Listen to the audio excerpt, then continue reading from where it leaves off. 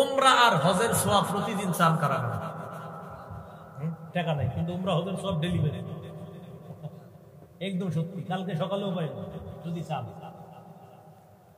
রাসূলুল্লাহ সাল্লাল্লাহু আলাইহি সাল্লাম বলেন, মান সাল্লাল গাদাতা ফি জামাআ, কোন ব্যক্তি ফজরের নামাজ পড়ছে জামাতের সাথে, সুম্মা কাদা ইয়াজকুরুল্লাহ হাত্তা তাতলুআ শামস, নামাজ পড়ার পর বসে বসে জিকির করতেছে, কথার কথা আপনার সুবহানাল্লাহ, আলহামদুলিল্লাহ, লা ইলাহা ইল্লাল্লাহ, আল্লাহু আকবার, জিকির করতে করতে সূর্য উঠে গেছে।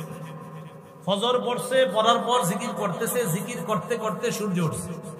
সূর্য ওঠার পর হারাম সময় চলে যাওয়ার পর সুম্মা সাল্লা রাকাতাইন, এরপর 2 রাকাত নামাজ আদায় করে।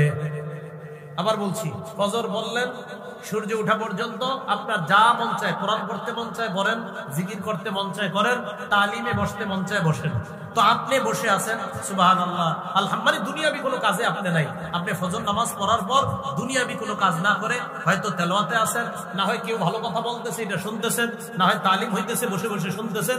এইগুলা করার পর সূর্য উঠে গেছে। সূর্য ওঠার পর যে হারাম সময় আছে আপনার, এই হারাম সময় চলে যাওয়ার পর আপনি 2 রাকাত নামাজ পড়লেন। রাসূল বলেন, কানাত লাহু কাজিরি হাজ্জাতিন ওয়া উমরা, আল্লাহ তাকে একটা হজ একটা উমরার সওয়াব